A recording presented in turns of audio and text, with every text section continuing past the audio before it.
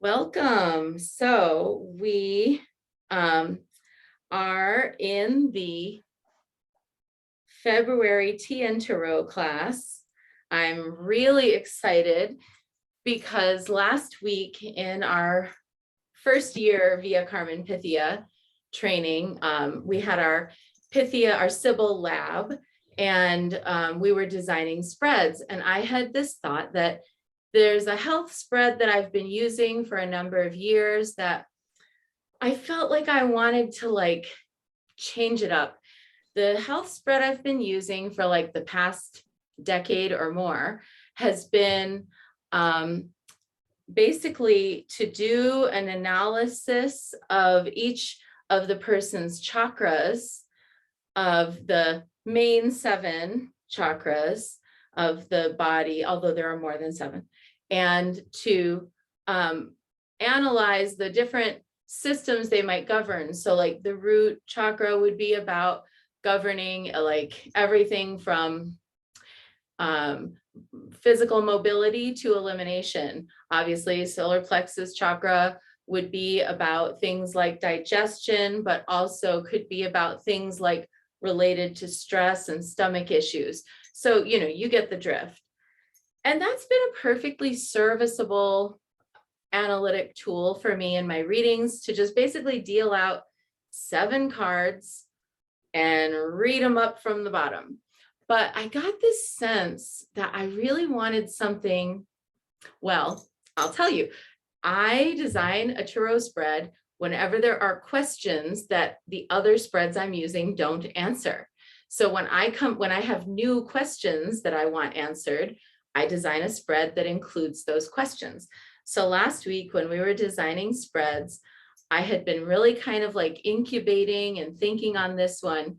And then I came up with one, and then I test drove it, and it was so helpful that I was like, oh, this is going to be TN Tarot this month because we need this one. We need to be out here using it. So I'm going to share with you a little bit about each card. And just like a quick review, and lots of you have studied tarot with me in the past or taken other classes, you know my approach mostly to how to create spreads. But for those who might be new to it, I'll just give a quick review that, I think you need to assess what are the questions that you want answered, and you have to enumerate those in the reading. You have to come up with the magical number of cards. What is the number that resonates most for you?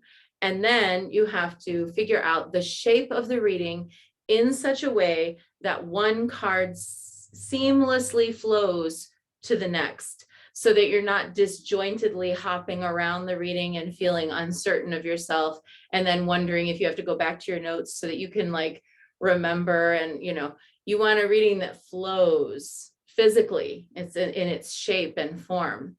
So what I decided to do for this reading was that I wanted to have magical number 7 because I was already working with 7 cards for the chakras. And I felt like, and 7 is one of my magical numbers, not so much for my personal stuff, but for my work in the world.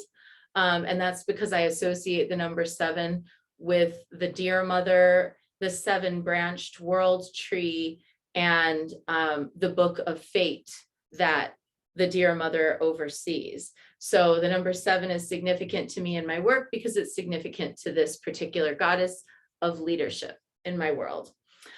So I knew I wanted it to be seven cards, and I had a couple questions that I felt were important to bring to the table. So I'm going to share what those questions are. And there's basically 5 questions in this reading, but one question is in 3 parts. So then I thought about the shape, and I knew that what I really wanted, that I liked the columnar format of the chakra reading because it mimicked the body, and I felt like there was something nice about that. But I knew that what I really wanted from this spread was that it would have the look of the Vitruvian Man, which is the picture that the GIF that I posted in the announcement for the class. I wanted it there to be like that. So I kind of had all these thoughts bubbling around in my mind.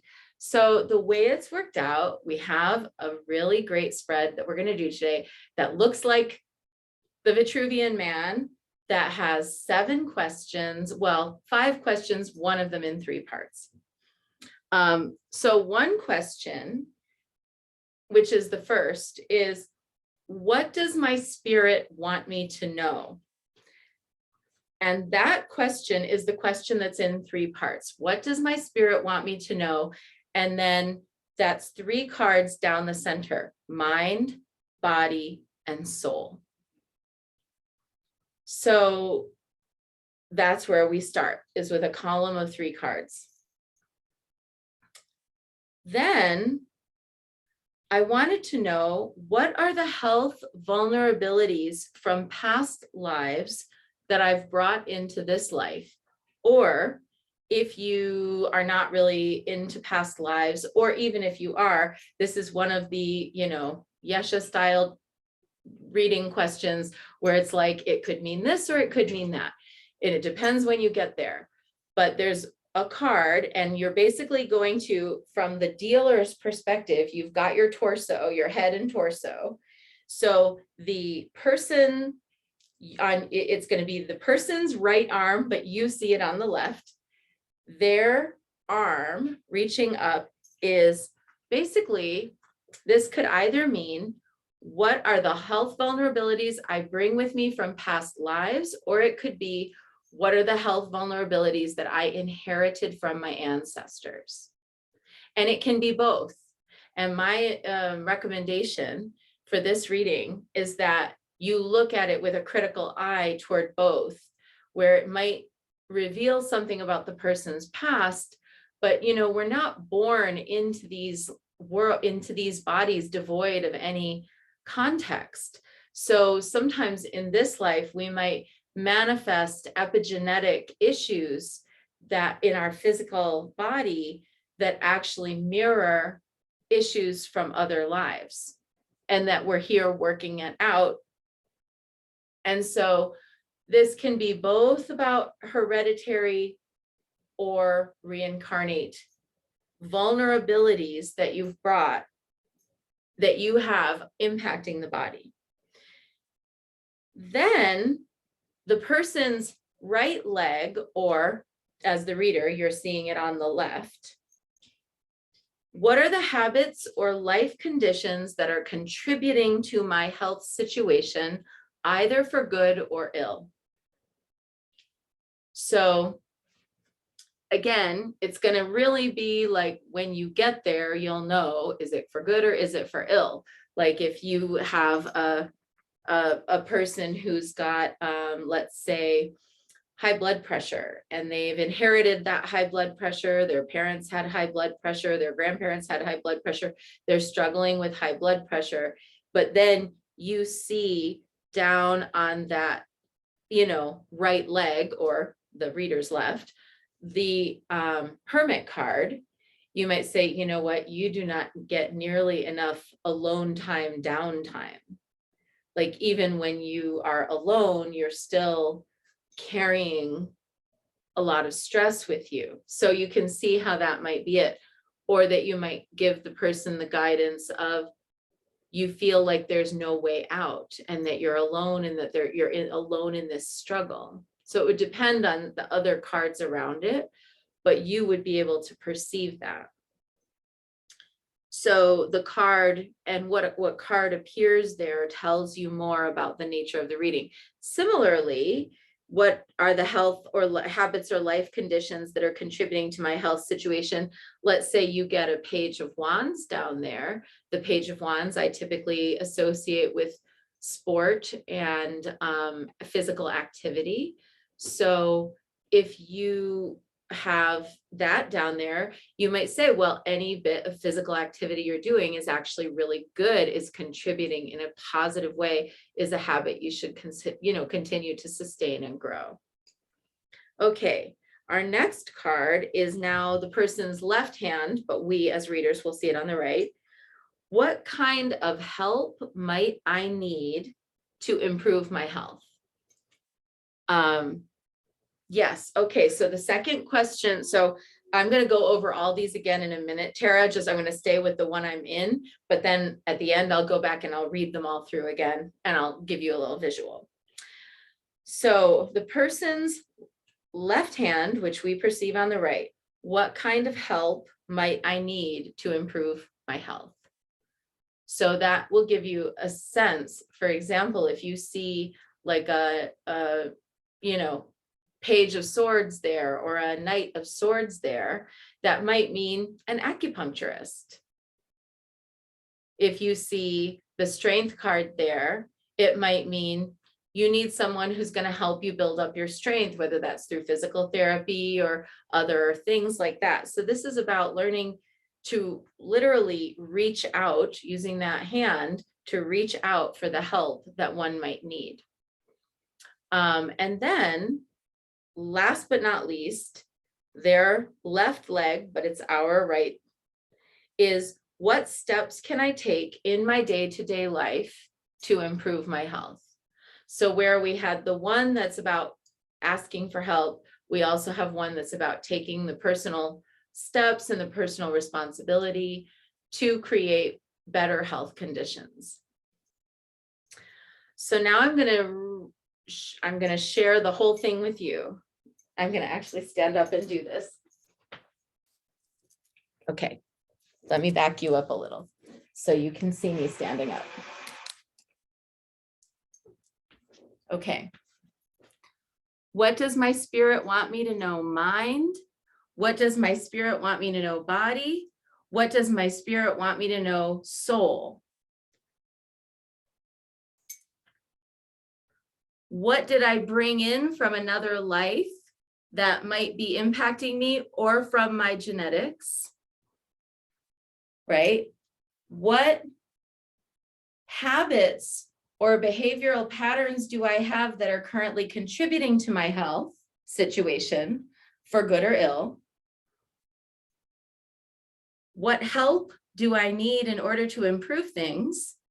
And what steps can I take to make things better? Okay. So now we have our Vitruvian man.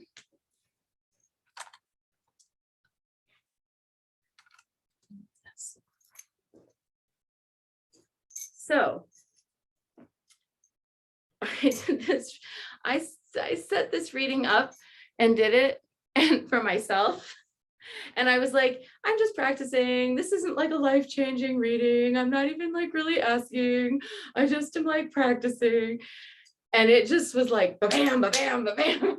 Like lined it all up and knocked it down to the point where I was like, I feel personally attacked by my own reading. Very called out. So I think it is really helpful. And so I thought I'd share, a little bit about that. And basically it told me two things that were really important. One is that it said that I need to basically take 10 minutes a day where I give my health my 100% focus, whether that's by like exercising or meal planning, or whether that's by like booking an appointment with a doctor, which like I have like 8,000 doctor's appointments that I need to do that I haven't done in like years because the pandemic, go to the dentist, whatever. So I need to take 10 minutes a day and say, this 10 minutes of the day is for my body. And that the reason that I need to do that, this is the like personally called out for, is that I sort of still have in me the mind of a child who just thinks that this goes on forever. And, frankly, part of the reason why I hope that you all like me is because I do bring that childlike wonder and magic to the world that we create together. And I do have like impossible beliefs that come true. And that's part of the fun. But it also means that I'm at risk for doing the like Peter Pan thing and not focusing on my adult issues. And then the other part that I felt was really interesting was that it said, and I mean, this was like a combination between what the card said and then what I was intuiting, but it said, actually, I should start lifting weights, which is very interesting because I've never thought of myself that way. Like, my physical fitness is like dancing at the club all night. My physical fitness is like walk down to the waterfall and do a ceremony. My physical fitness is like gently meandering through a field. My physical fitness is not like, go get him, tiger. But I will tell you, the great motivation that I experienced is that I want my booty to be a little higher. I like the bigness. I just want it to be a little higher. And weights will do that. And so when I was saying, I thought maybe I wanted to lift weights because I wanted my booty to just like boost up a little higher.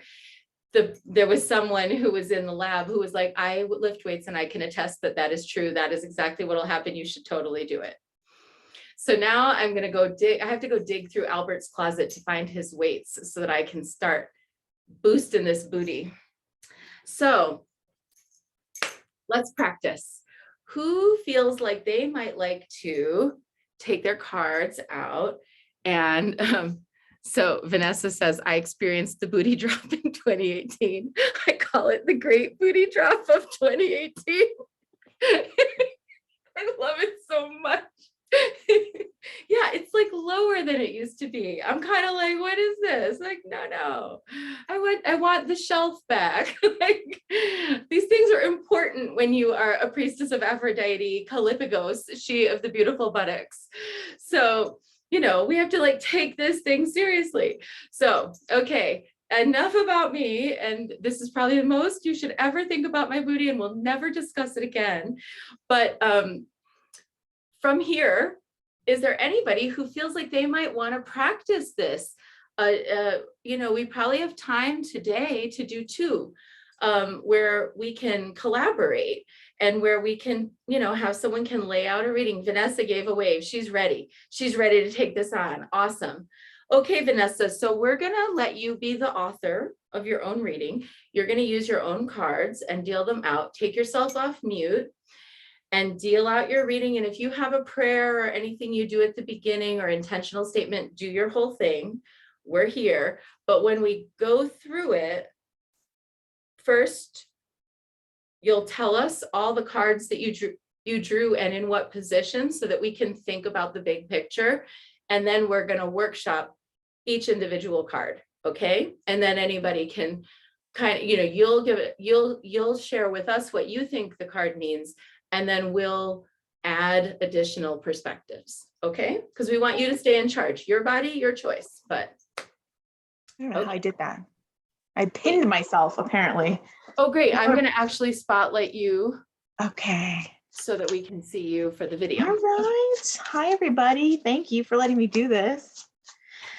Okay, so I'm just gonna shuffle some cards, and these are for me, right? I'm the focus. Okay. Yes, you are your own parent. Wonderful. Okay, so Great Spirit, Omiteo, all of the guides and spiritual entities, ancestors of blood and affiliation that travel with me in this life in the here and now, helping me attain my highest good. I ask you to be here, be present, show me things that are unseen that would help to be seen in regards to my own health, messages from my body, my spirit. And we come to this reading with a spirit of practice and playfulness, a lot of humility and confidence to connect and understand what's shown here today. Thank you. For myself. Okay.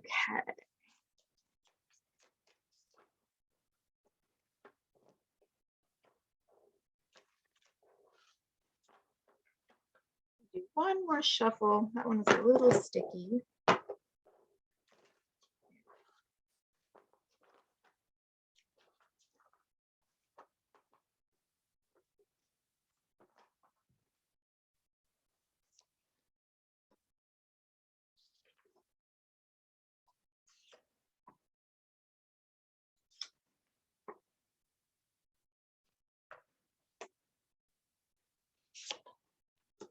Ooh. Okay. So I've got the cards all dealt, and I'm gonna let you guys know each card. So in the I'm gonna first take some position, notes, and I'm gonna take some notes here. okay, great. Okay. In the first position, we have a reversed Hierophant. And the second card is a 10 of Pentacles, reversed as well. And the third card, at the bottom of the column, is a 5 of Wands. Card number 4, that is on my left, right? But the person's, no, my right, but the person's left arm. It's on your left, but the person's right arm. Oh, okay. Well, I dealt them out Okay, in the we wrong can order, go but with we'll it. It's just go fine. with it. So card number 4 actually is the Devil in reverse. Card number 5 is the Ace of Cups in reverse. Card number 6 is the 9 of Cups. And card number 7 is a reversed Ace of Swords. So let me look at my notes. And I guess I'll start us off. So what does my spirit want me to know? Okay, wait, just Mind, body, soul. can you just repeat the 2 last cards? I missed those 2. I'm Oh, sorry. sure. 9 of Cups, card 6. Oh, great. Yeah. And a reversed Ace of Swords for card 7. So I'm just gonna confirm one thing. So you had the Hierophant reversed, the 10 of Pentacles reversed, the Devil reversed, the Ace of Cups reversed, and the Ace of Swords reversed. You have 2 Yes. cards upright, your soul and asking for help. Yeah. Okay, great. Okay, let's go from there. That's Let's get right. into it. All right. So let's talk about this column, which I love. I love that question. It's like what I want to know every single day. So what does my spirit want me to know? Looking at the mind, the body, and the soul. In the mind, having a Hierophant reversed, I kind of feel like it has something to do with leadership and like actionable little things. I always remember you talking once about like pinning down the spiritual into the realm of the physical, into the doable and maintainable. And I almost feel like it's saying my mind is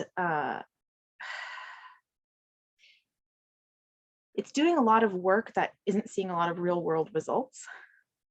So it's like a lot of this and a lot of wanting to connect and a lot of lofty spiritual interests that I'm thinking about but not doing much about. And I think that that's what I'm getting from that, which is totally yes, bang on. And then having this reversed 10 of Pentacles in for the, what was that, for the body, right?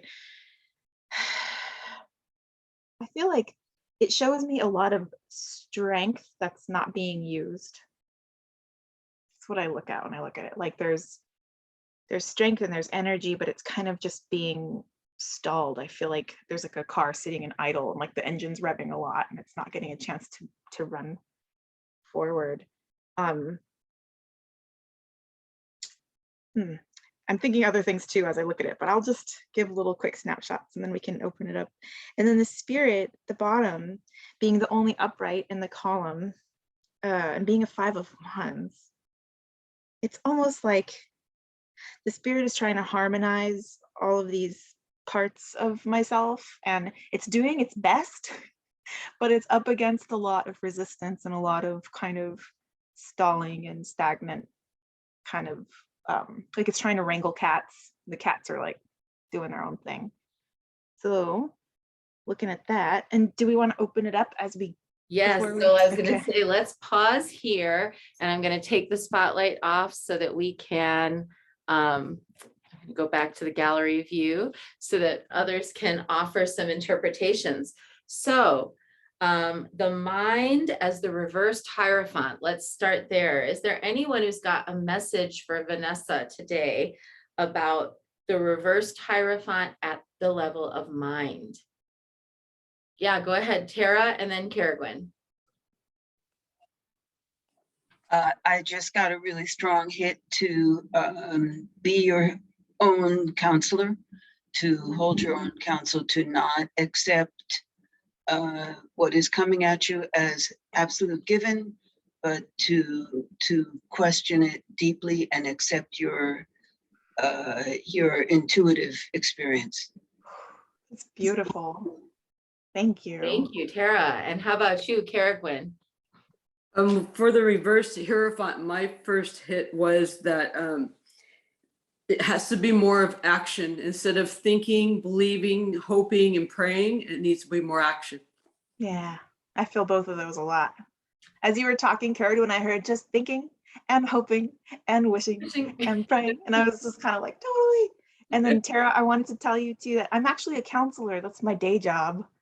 And it's so interesting that you said to be my own counselor, because same with my own card. I can't really read my own cards much. I can't really counsel myself that great. It's almost like I'm too tired by the end of the day to do that for myself. So that's awesome. Thank you. It sounds like it's being offered. Oh, thanks. Yeah, and I can see that, like when that's what you do for a living for everyone else, it becomes like, it feels like I when I'm at home, I'm not trying to like do my job at home, right? I don't want to have to do that for me.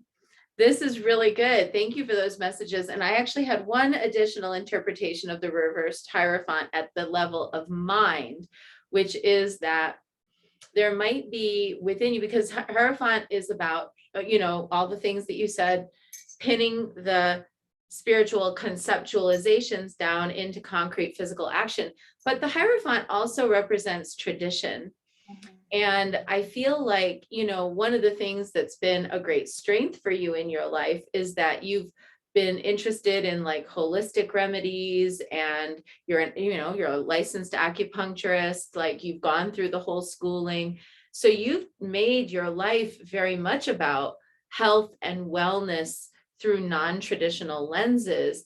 But there might be something here that you're throwing the baby out with the bathwater, where amidst resistance to like the medical industrial complex, which I'm 100% with you on, but there might be also some rebellion against core concepts within health, that within Western medical health, that were still useful, so there might be still some useful aspects of the kind of Western medical approach to things that would be useful, but like you'd have to go mine for them a little bit. And like the Hierophant, you'd have to be the researcher and be like, okay, I will make my own decision, but I at least need to go inform myself like a little bit about what are the things that maybe I've cast out that might still be useful. Yeah, it's interesting because as you're talking, I was like, what am I actually doing from that bag of tricks that I cultivated for so long? And I'm like, not much. I'm not like taking any herbs. I'm not getting any acupuncture. I'm not doing my own acupuncture on myself. And it's almost like this being a level of mind is really interesting, because I talk to my friends a lot about how once we think we know something, it's like a box gets checked in your mind and then you're like, done. If I know it, then it's done. But like, okay, you know it, but are you actually doing it? Right. And Yes. so I was thinking of that too when you were talking just now. That actually came up in our Raise the Temple class this morning, the great pagan internalization. How like we'll internalize and we think we read something, downloaded it, have it. It's almost like, because spirituality is so commodified in our culture, that when an idea comes in, then we think we own it and now we have it, rather than that we are beholden to it. So true. Awesome. Okay, tell us about your reverse 10 of let's see about your reverse 10 of Pentacles at the body, that you were saying you were feeling like that you weren't having, like you weren't doing a lot of physical things. Yeah, like I know that I have strength in this sounds weird too, but I'm thinking about my body is very much like the woman version of my dad. I am like him as a woman. We look alike, our hands, our face, our everything. And he's really strong. He has a lot of upper body strength, and I've always had that too. Like I always had really weak legs, really strong upper body. And I feel like there's a lot of pent up, just on hold strength that's not going anywhere and just kind of like idling, and a lot of frustration builds and energy is not circulating in my body the way that it wants to. Mm. You know, and you said something in there that is so exactly what I was thinking about that card, which is I interpret the 10 of Pentacles as kind of what we've inherited in our legacy. Yeah. And so, you know, mentioning that you have your father's similar build. And what I was going to say with this reverse 10 of Pentacles is that there might be conditions of the body that you've just come to accept are the way things are, because that's been around you in your life, or you've, you know, seen it in other family members. So Mhm. like, you know, then you just automatically think that that's the norm. Mhm. So I think that's really interesting. We both touched that. Is there anyone else want to offer Vanessa thoughts on the reverse 10 of Pentacles located at the body, what we inherit from our ancestors, but also, you know, how we take up physical space?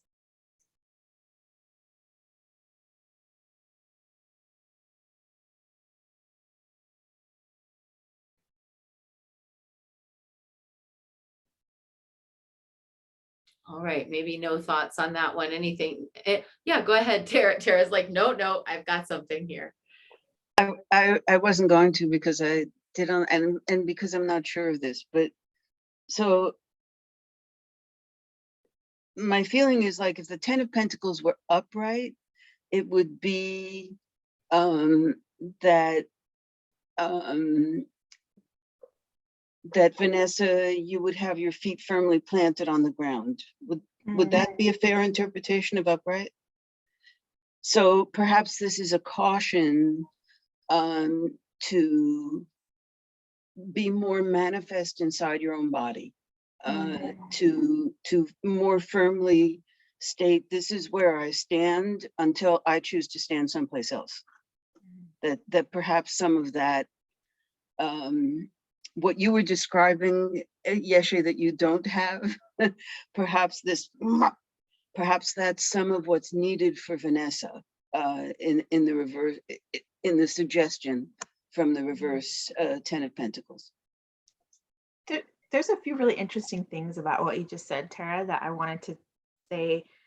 First is that one of the most sure I've ever been about a dream I had where someone visited me from, you know, beyond the veil and talked to me, was my father's father visiting me during Dia de los Muertos and having a conversation with me.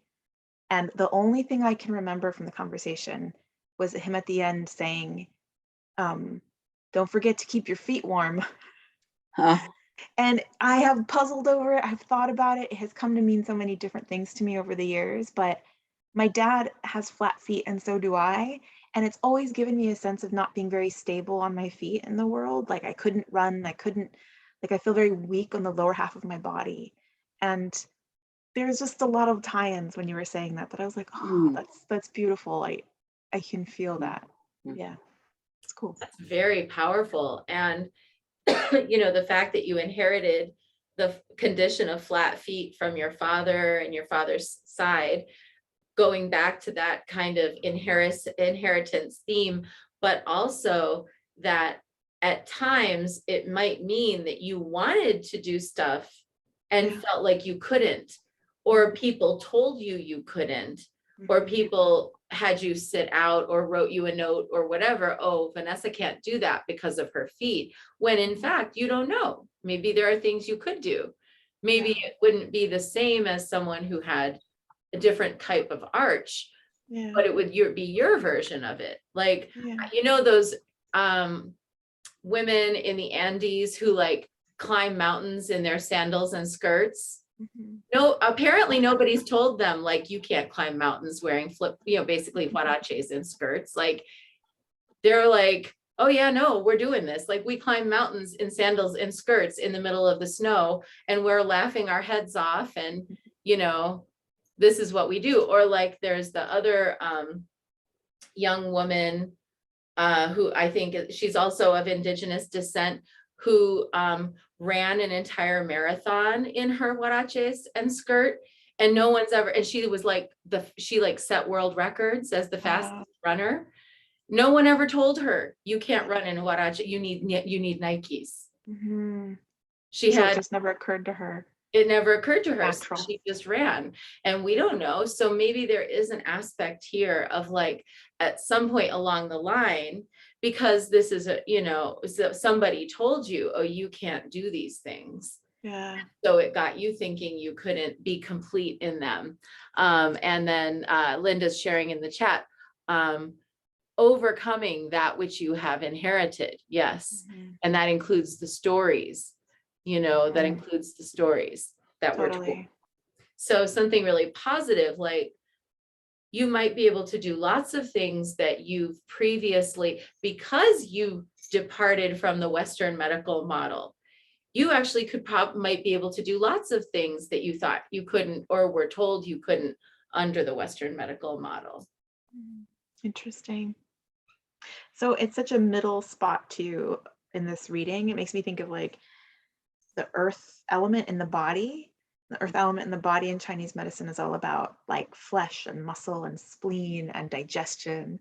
And so there's those kind of notes coming in too, which is interesting and relevant. So Very powerful. And okay. then you said that 5 of Wands at Mhm. your root, you know, Yeah. basically your soul is kind of unpacking or trying to harmonize the disparate parts of yourself. And is there anybody who's got another layer of interpretation of an upright 5 of Wands in the position of the soul for this reading around Vanessa's physical well-being? Meanings of the 5 of Wands and how they might relate to the soul here.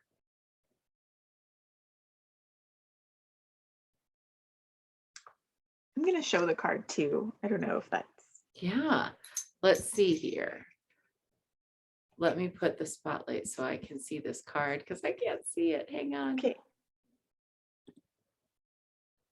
Oh yeah, that's so cute. Are those Isn't little it so cute? bunnies? They're bunnies, yes. Oh my God, that's so cute. And they're all figuring it out. Oh, and Linda says, Soul says, play together nicely. Love that. Yeah. Great. Let's see here. Any other thoughts about the meaning of the 5 of Wands in that position of the soul? I have a thought I'll share.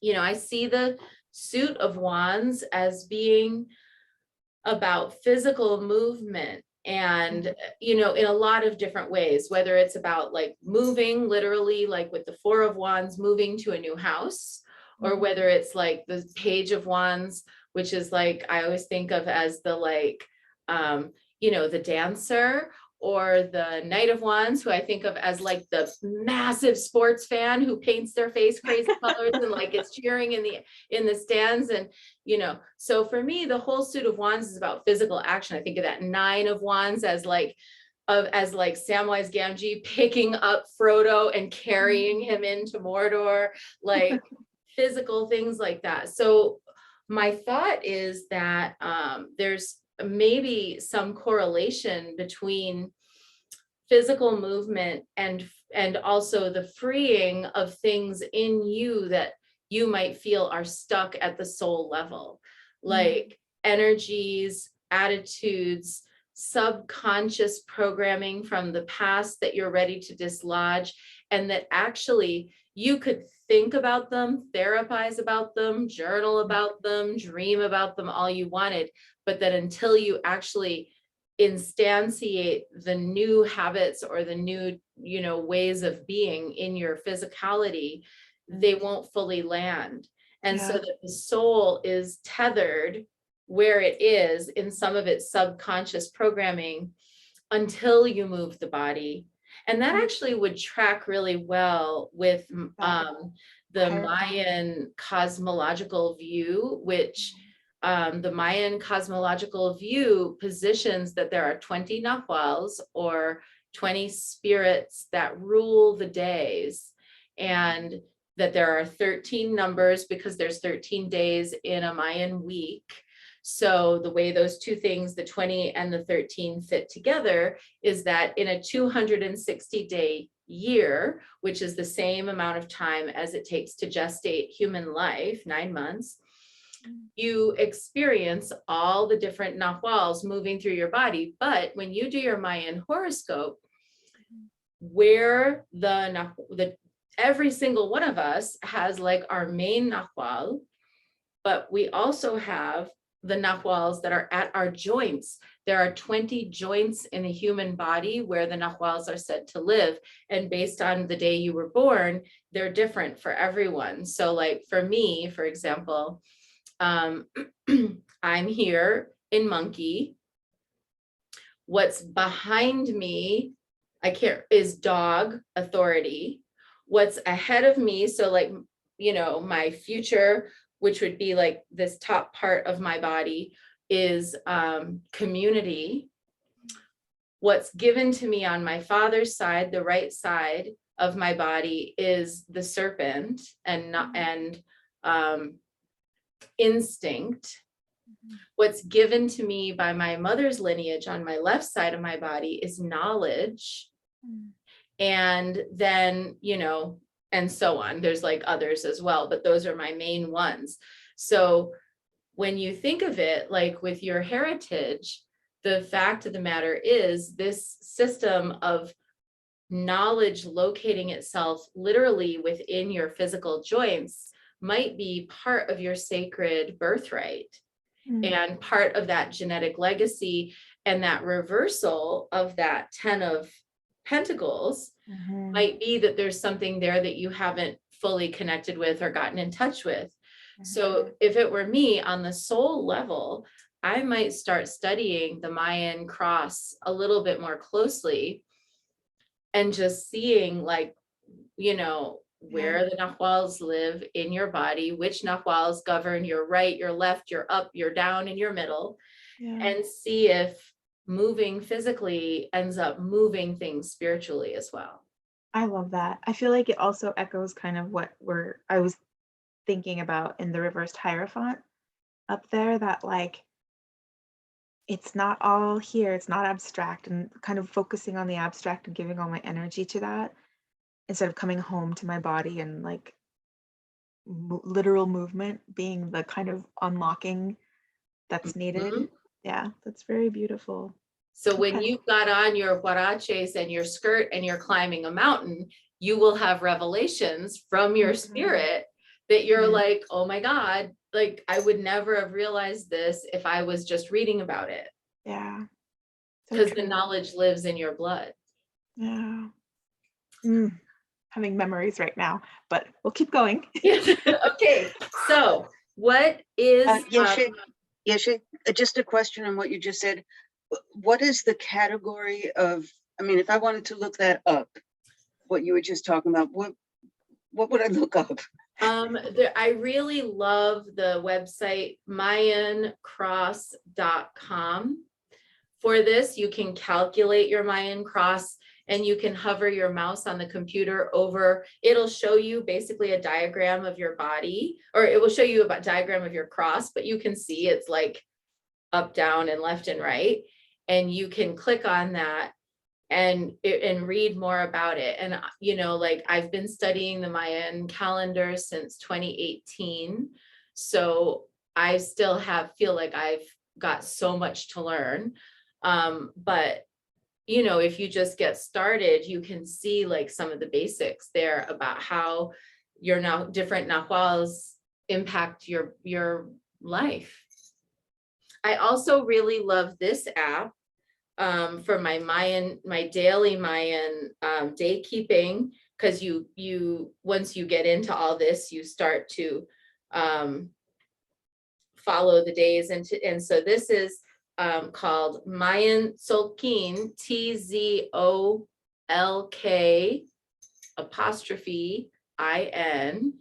it looks like this, Mayan Tzolk'in. And today is the day of Hope Sikin. Hope is the number 5, and Sikin is the eagle. And the eagle represents that big vision, but it also represents and getting above obstacles, but it also represents the sacred masculine. So, okay, so going on, Vanessa, let's see. What have you got for your reverse devil in terms of, what do you think about your reverse devil in terms of your vulnerabilities? Oh my That you God. brought in either genetically or from reincarnation? Well, I think of addictions, and I think of how that is a presence in my family. That is something that has, on both sides made itself very known. And how, for me, it has expressed really as behavioral addictions more than substances so much. I think if there's anything like a substance addiction, it would be more like food as comfort, just comfort as a substance for me, really. Anything that gets me like comfy and not moving and passive and kind of giving the reins of my own imagination away to like TV or movies or a book, just kind of handing that over, I think feels like that's what that's probably talking about in that position. That's very, very insightful. I think the linkage between that devil card and addiction, and and to be able to name that it's not actually an addiction to any one thing. I think it's an addiction to comfort is genius. That's very insightful. And then the reverse devil of it is, again, it would be my interpretation that it's actually not that you personally are addicted, but that you are because if it were that you were addicted, it would be right side up, right? Because the devil is compulsions when he's right side up, but upside down, I think that speaks to the idea that it's not so much that you personally have, say, a problem with addiction. It's more that you've observed it so much that you take it for granted as the norm. Interesting. Because the devil Yeah. upright is addiction, but the devil reversed is often an absence of addiction. Yeah. But I do think also that there may be, with the devil reversed, I can see it as some physical yearning that has gone unfulfilled. And so it generates in you a sense of incompleteness. Yeah. Whether that's where you live or wishing you could be in a different environment or wishing, whatever. Yeah, absolutely. Yes. Yes, I feel like that's true. I feel too like when I look at this, I'm seeing that little pentacle, because the card is reversed, the pentacle is actually upright. And it feels almost like it's more of a learning opportunity than it is an actual addiction for me. It's like I get to learn from addiction without having to necessarily go through it myself. Yes. Which is an interesting And as a counselor, that is very powerful. thing. That almost like, if you think about it, you've made your life as a counselor, as a healthcare provider, like everywhere you turn in your life, there's the opportunity to know different and to do different. But that there's something that's habituated that's so profound. That's very powerful. And how about anybody else? What are some thoughts that you might have on a reverse devil card? When you see the devil come in upside down, what do you think of?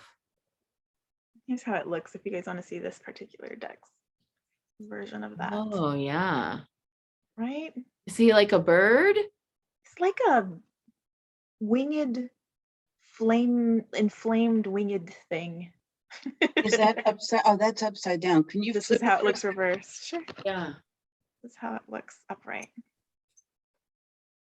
Hmm, Mhm. that is very interesting.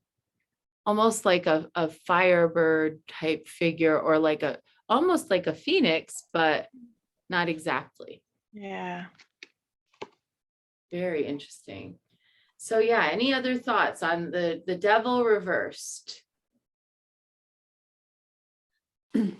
Caragwen, go for it.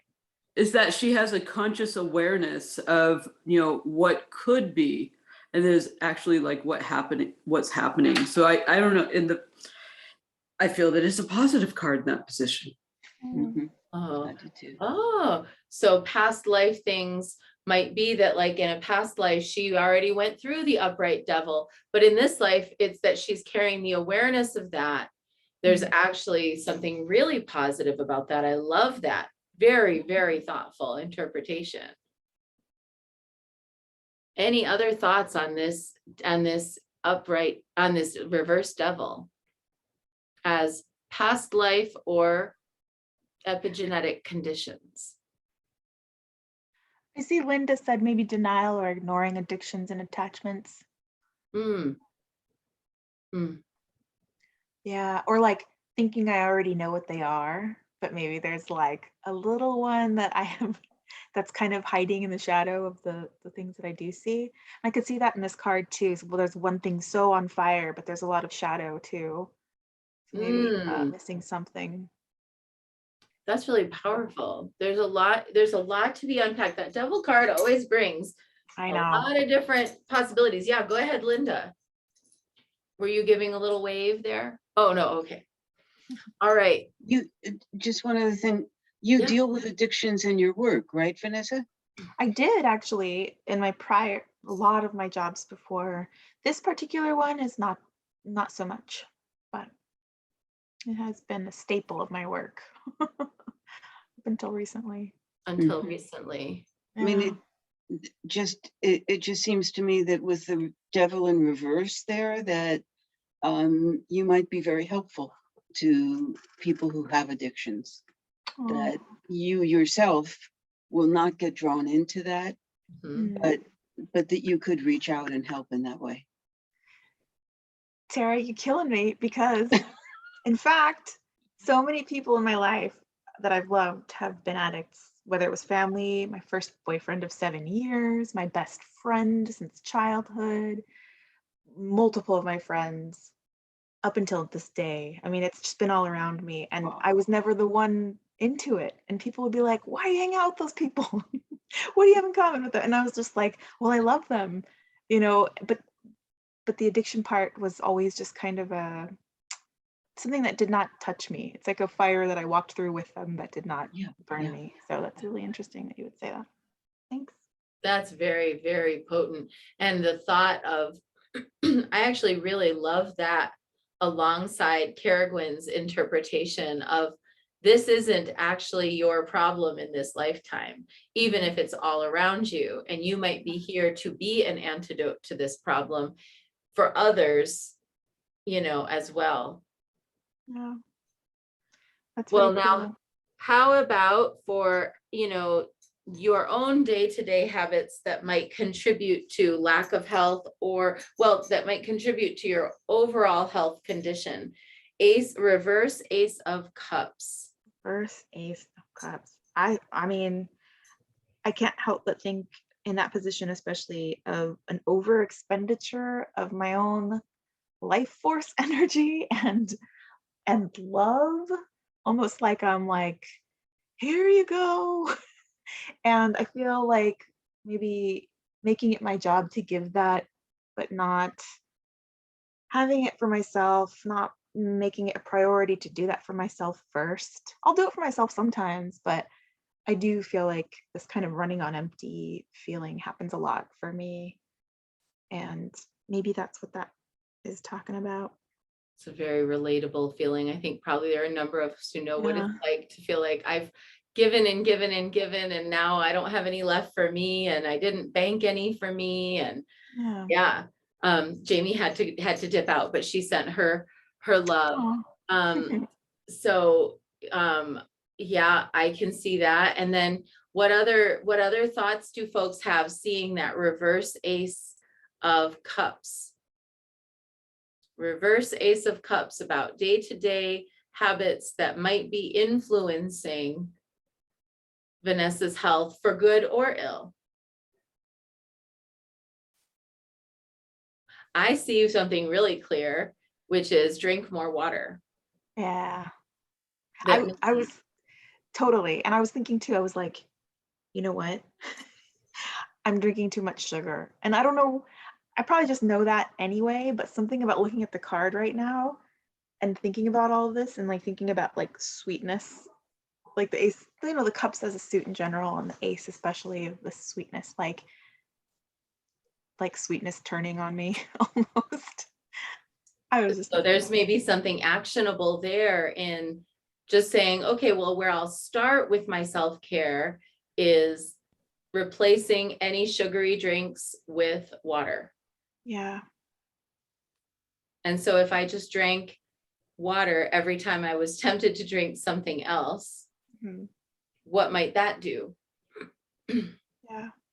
And I also feel like, you know, like there's those other things that people do, like, you know, since we're on this subject of sweetness, like there's a lot of people who put a little bit of lemon and a little bit of salt in a glass of water and drink it first thing in the morning.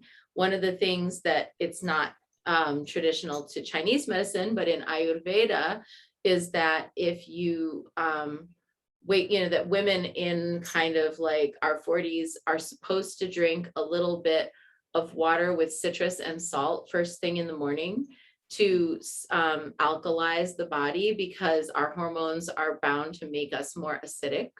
Mm. So there may be something about, you know, like specifically drinking something that's not sweet, like a little salt water, a little lemon water first thing in the day, Mm. kind of working on that. And that could be, again, that's like an actionable habit that would be Yeah. really easy to undertake. It wouldn't take a lot out of you. Yeah, I love that. I'll do it and I'll tell you how it goes. Okay, sounds great. Okay. You just put like, you just put like a quarter teaspoon of salt Okay.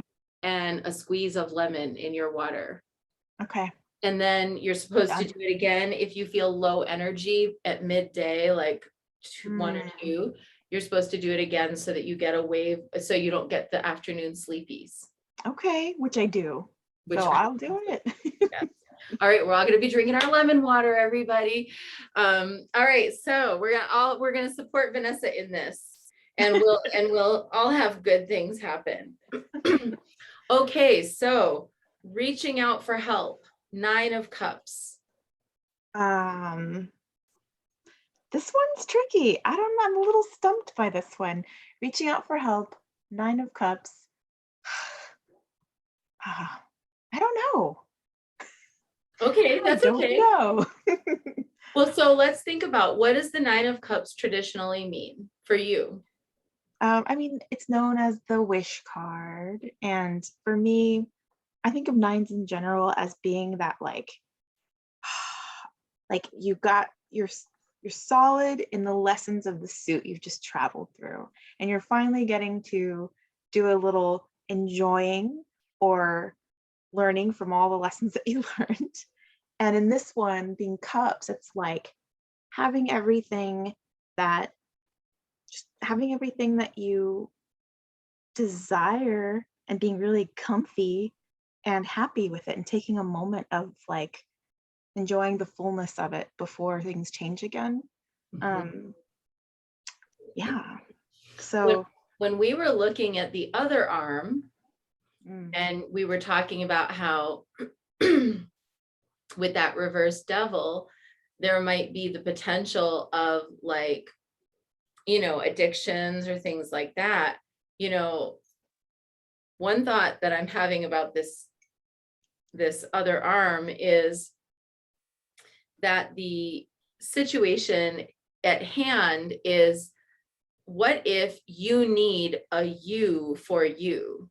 oh, Like you can help all those people, you've got great perspectives, You're Mhm. non-judgmental, caring, and loving in the face of addiction because you know so many people who have walked that walk and you care about them. You wouldn't judge someone if somebody's like, well, why are you hanging out with them? You're like, because I love them. Like, that's obviously like a very, compassionate, open heart. And you can be that for others, but maybe you can't be that for you. So Mhm. maybe it's not about you busting out your own needles and doing your own acupuncture, right? Mhm. Or you just going, oh, like I know what herbs I'm supposed to take, so I'll just take them.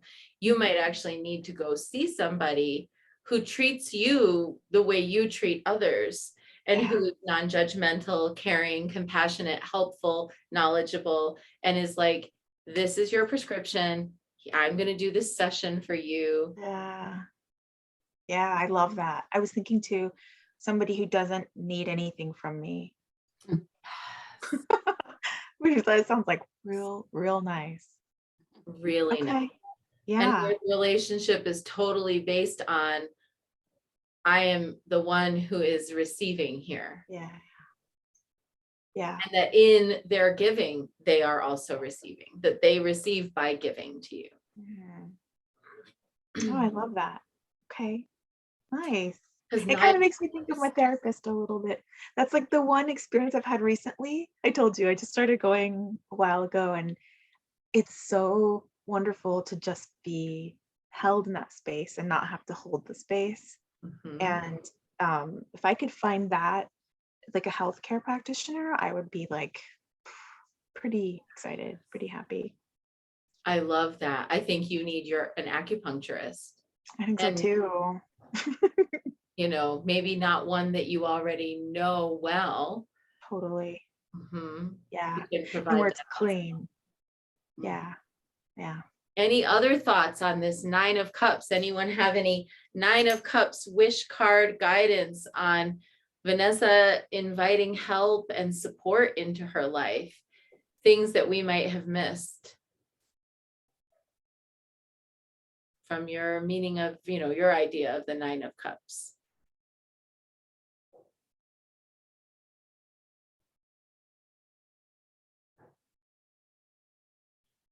I mean, I had one other thought that's not strictly Nine of Cups traditional meaning, but it did flicker across my mind, which is that if it were a matter of like, oh, I really want to like go and get out and do more physical activity, but if the thought of doing it by yourself leaves you feeling down or sad or not motivated, maybe you would benefit from joining like a group of people who goes on hikes or a group that goes and does something together, where then you'd feel that collective friendliness and support and everybody's like in it together. Interesting. I will look into that. You I'll know, put my feelers out there and see, because it's not something I would ever think of for myself, but clearly what I've been thinking of for myself is not quite like doing it. So like even just saying like to a couple of friends, like, oh, let's all get online at the same time on Zoom and watch this YouTube yoga class and do it. And then afterwards have wine. Like, aw. Cute. it could be Yeah. fun, it could be social, it doesn't have to be heavy. It can Yeah. be something that would be light, but that would be nourishing to your spirit. Because I think of the Nine of Cups as that wish card, but sometimes I also think of it as like, not like the 10 of Cups, like weddings and big parties and stuff, but I do think of the Nine of Cups as celebratory and fun and, Yeah. Yeah. all See right. that. We're Okay. last but not least. So what active steps can you take in your day-to-day life now that Mhm. will have positive impact? And you had the reverse Ace of Swords. So tell us what you think is meant by that. Well, I cannot help but think of acupuncture, because how could I not? Um, and I think every time I see a reversed Ace of Swords where the handle is up and the point is down, I think of um, like what you're saying, like actionable things, decisions to be made and enacted on in the realm of daily living. and not so much like inspiration and like crown chakra kind of stuff and like Right. heady stuff. I also think of like cutting out certain things. And we talked about the sugar, and I really think that's reinforced here. And also I think kind of like carving some really better boundaries around my time and being more intentional about the way I spend my time. Mm-hmm. Like carving out space or time every day or for 3 days out of the week to be physical, to be thoughtful about my body. The grounding that somebody brought up earlier, I think it was Tara, like really kind of creating that space for myself and creating a plan to do. I and love doing it. that. That's exactly what Linda just said. She said, focusing, targeting, and making a schedule. Yeah. It's Yeah. like, yeah, I think we're all on that tip. And I think also, so Sorry, my cards fell. no, it's okay. I think also, to beware of I think of the Ace of Swords as getting to the point or taking like an action in general, like taking a step or coming to a conclusion that's definitive. And I would just say to, when I see it's reversed, to beware of having nebulous intentions and to instead make them more physically concrete. And also to watch out for the demon of procrastination. Ooh, I like that. Because the upright Ace of Swords is quick moving. It's Mhm. impulse, to do something. It's a Mhm. decision. Whereas Yeah. the reverse Ace of Swords can be like kind of flim-flammy and like, Yeah. well, like maybe I'll get to it eventually, or Mhm. oh, that was on my mind, Yeah. There's that cushion of time, which Yeah, gives you the potential for procrastination in the reverse Ace of Swords. Whereas the other one's just like that lightning strike. It's automatic. You're doing it and you're like, whoa, I'm doing something after it's already done. It's fast. right. Yeah, I Right. see that. Okay, awesome. Thank you so much. Yeah. And Tara, do you have any thoughts on the reverse Ace Yeah, of Swords? kind of more a question. I'm unsure of this. And Vanessa, I don't know you, but is it possible that a reverse Ace of Swords could mean kind of get out of your head? Mm, Don't be too overwhelmed with thinking. Is that, I don't know, is Yeah. that possible? I think so. I think definitely. Mhm. I have like a huge elaborate cabinet in my mind, and everything has its drawer, which is nice. But sometimes all the drawers are open at the same time, and I do find myself in like I just get a little like frozen when that happens. So I can see that being definitely a message to take for this. Mhm, mhm. Yeah. I love that. And I think also that to echo, there might be an aspect of like, it's easy to get to then be like, I'm going to make a big plan and do a big schedule and do a big structure when really all you need is to do one thing. Yeah. Start with one thing and then progress from one thing to the next thing rather than feeling like you have to take and totally rearrange your whole life. Yeah. It really Absolutely. starts with just like replace sugary drinks with water and then see what happens next, and then maybe do Yeah. your like little, if you just focused on the water, that would be Yeah. like a whole step. And that could go on for like weeks until Yeah. you feel like you've mastered it. And then take the next thing, because if you go full bore on all fronts, it'll be like Linda's phone with 36 tabs open. Today, Linda said on Facebook, my phone has like 36 tabs open in my internet browser. And I was like, it's amazing you Beautiful. didn't have any battery left. So, one step at a time will get you further than trying to advance the whole army at once. Nice. I feel that. Well, Vanessa, you have been amazing test subject for Thank us and you. letting us pick apart everything and look at it all. Thank you for your bravery. And I hope this has been helpful, not only in understanding the spread a little bit better, but also in terms of, thinking about the meanings of some of these more esoteric cards in relation to the physical body and where they might locate their energies. So before we close today, let's all just do the spread for ourselves. We're not going to unpack all of them. We're going to just go ahead and lay out the cards, and we're going to do the spread ourselves. And then what I'd like everybody to do is to, if there's any card that you're like, I don't understand why this card is where it is, we'll take a quick minute to workshop those. And by the end, each of us is going to have one actionable statement. So Vanessa, you already did yours, so you have like a little free time for a minute, but we're all going to think, because the nice thing about this spread, the thing that was important to me and is always important to me about health related spreads is that I never want to try to diagnose or prescribe or doctor anyone. That's not my job as a tarot reader. What I want to do is, and I never want to stigmatize anyone's health. So this is really a spread that's about what could anybody do to improve their health, which doesn't have to mean that anything is wrong. So let's go ahead and do our spreads.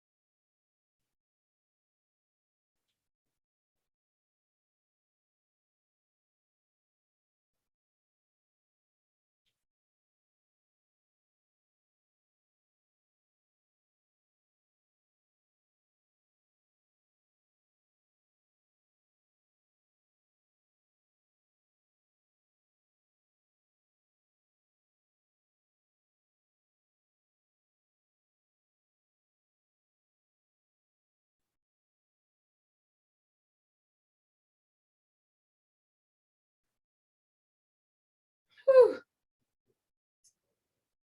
All right, I'm listening.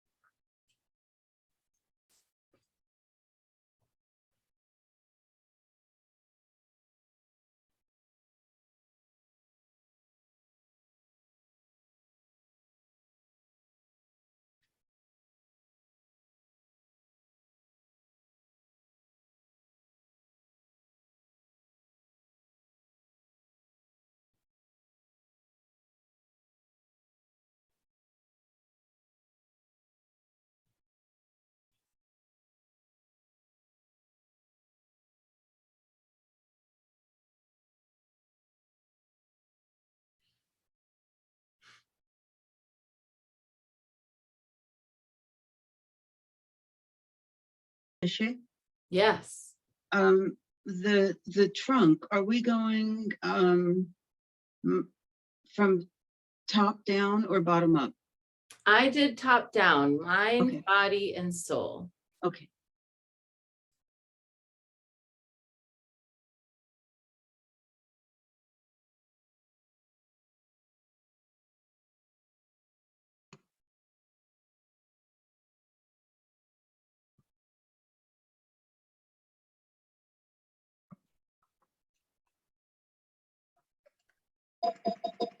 Yeshe?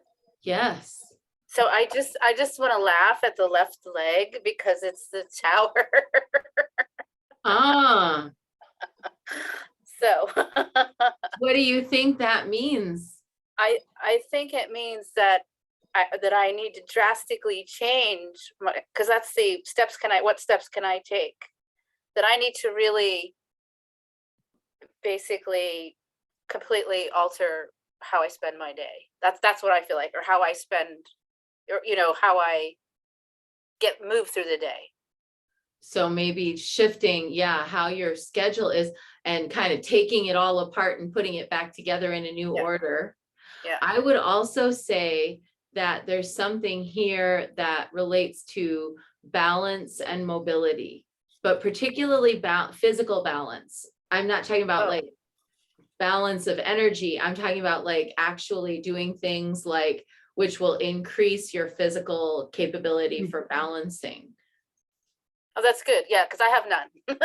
You- yeah, I had a really bad concussion in 2016 that basically obliterated my balance. Before then, I had had much better balance, and I've had to try to put that back together. And I noticed that, like, for example, if I'm really tired or something happens like in my day that has me really fatigued, I'll stand up and I feel like I'm lurching, like I feel like it's hard for me to get my feet right. But after a second or two, it'll rectify itself. And I'm like, okay, no, I've got my feet under me. But it's almost like after that concussion, it takes longer for the message to get from my brain to my feet than it used to.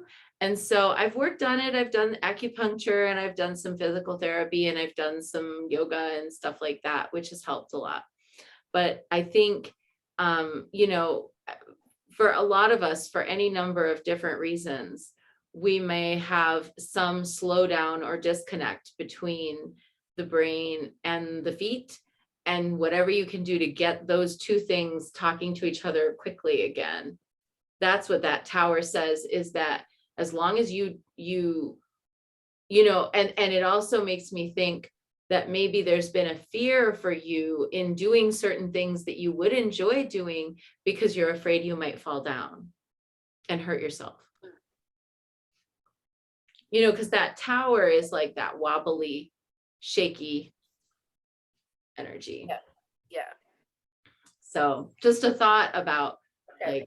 like, this time next year, you'll be able to do like run through a set of tires or something like. And the other one that I thought was Yeah. kind of, and I'm just sort of like laughing here, is the soul was the devil. Interesting. What do Yeah. you think is the meaning of that?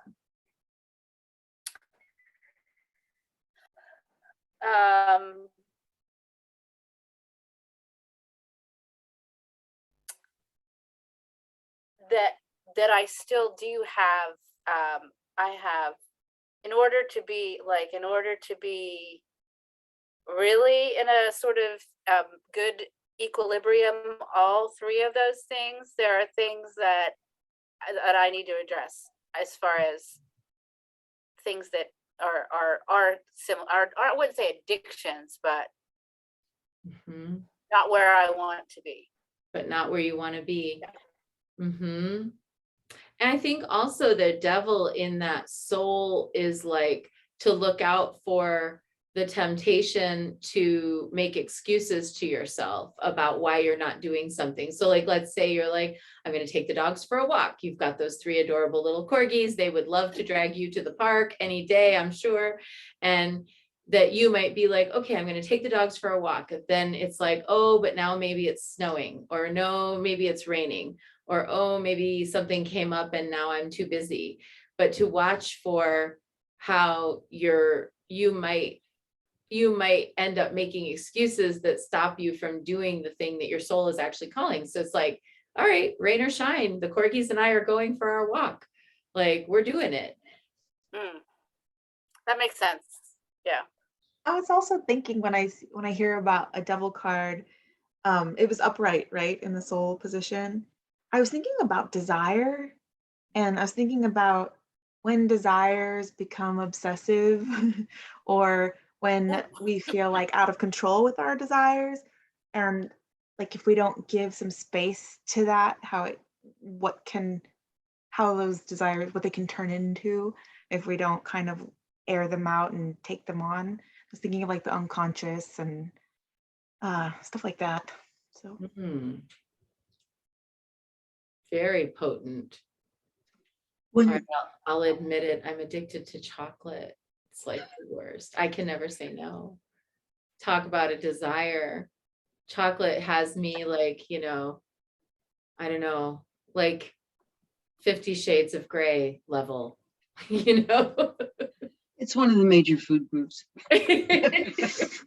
So, all right, Tara, you were Yeshe, gonna offer yeah. something. When you do a reading like this, do you go one card after the other, or do you spread them out? You just go one card after the other, or do you spread them out? Well, it's a good question. That's actually one of my questions that I invite people to consider when they're designing their own spreads is, are you going to do the type of reading where you just reveal one card at a time and stay close focused on it? Or are you going to do the kind of reading where you unfurl them all, have a look at the whole big picture, and then work your way through it? And I think everybody's different. Myself, I typically more often than not prefer to see the big picture in a reading, offer a quick summary to the querent in the beginning of the reading that says, everything I see here boils down to this message that I'm about to tell you. And now I tell you the message, and now we're going to go back and unpack it. Kind of like a movie where you see the last scene at the beginning and then you watch the whole movie of how it got there. That's how I like to do readings. But I think everybody's different. Different readers like the kind of the suspense and attentiveness that comes with just drawing one card at a time. But my apologies. I phrased the question wrong. What I Okay, was trying to ask was, you mix your cards, and then do you just take one right after the other, or do you open your deck and pull at random from the deck? Is that any more oh, clear? yes, no, I see. Well, again, that it also depends, but right now, the way I do my readings currently, I shuffle and then I shuffle and I cut the cards into three, and then I pick the three piles up in a new order, and then I deal from the top. Different readers are different. I used to and still would potentially with a querent in another setting, spread the cards out and have them pick the cards.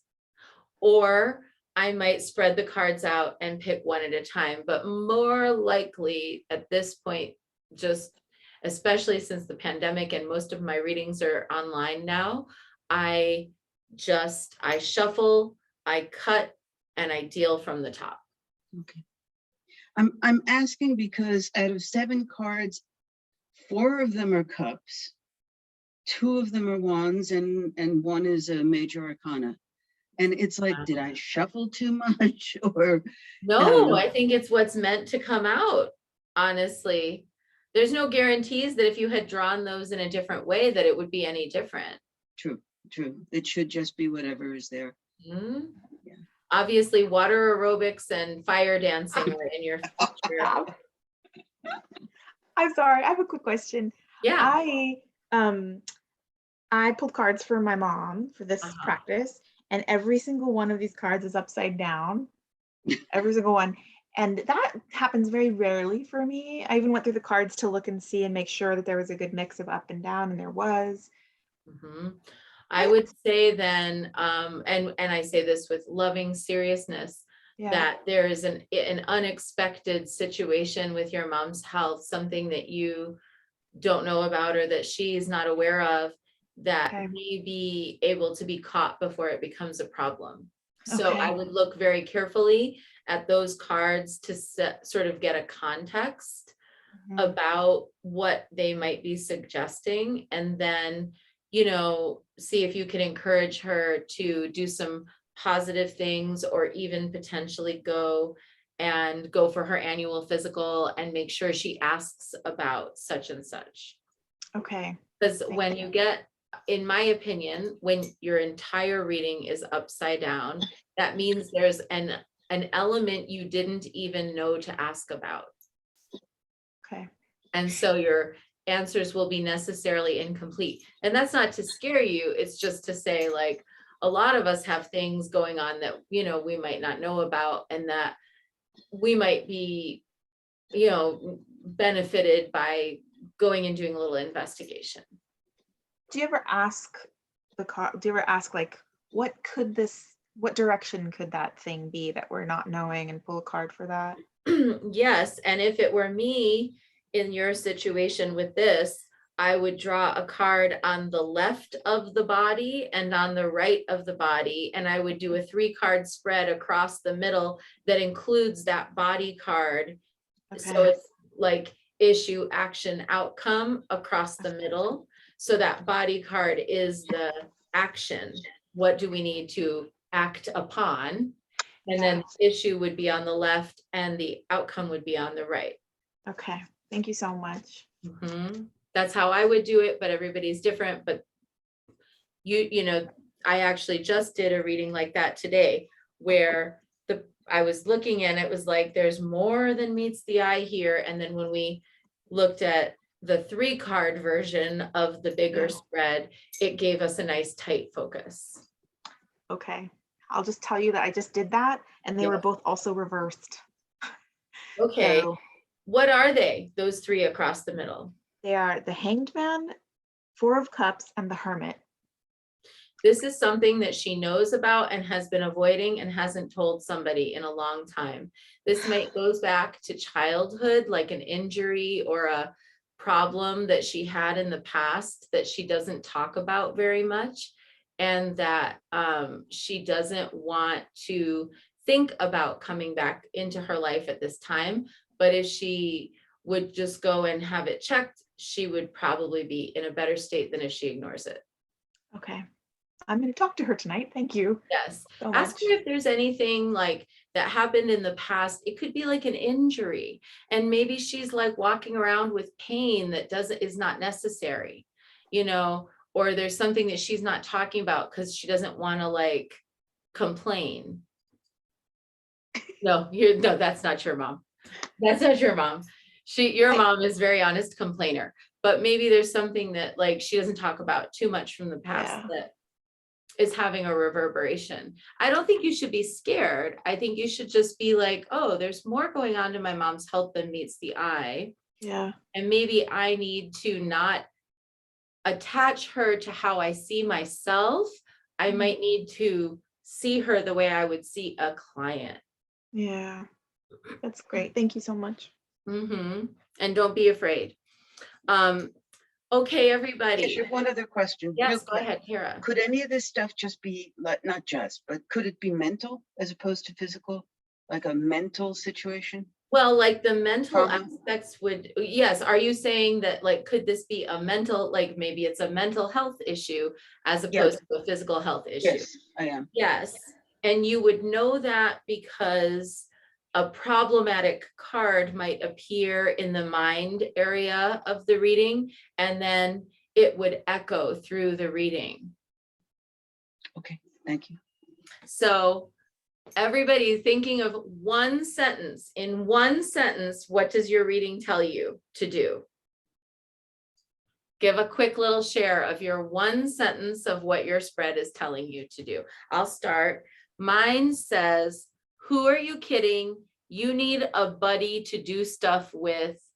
you need to reach out to somebody and find, like, whether it's a walking partner or a doing things partner, because you're not going to do it yourself by yourself. I'm a social exerciser. How about anybody else care to share one sentence from your reading about your well-being? Get out of my head and reach out for love, focus on love. Love, wonderful. And that will be the thing that is your healing. And out of my head. And out of your head, out of your head. There was no sword, not one in there. There was nothing mental, just, and that's what, that's what I need to work. Yeah, get out of there. Powerful. How about any others want to share one sentence from your reading? And we already know Vanessa's is ask your mom about what's going on. I think mine would be get more sleep and find new exciting ways to keep you from getting bored while allowing you to get the blood flowing. Perfect. Awesome. And how about you, Linda?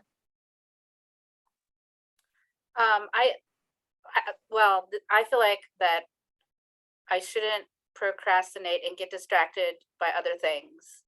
And that's the big one. That's the big one. That's the big one. Awesome. And then let me just look and see if we don't have any in the chat. Kara, do you have anything you'd like to share? One sentence of wisdom? She says, no shares here. Okay. And then I don't hear anything from Priestess Enodia, Eranos, Lisa.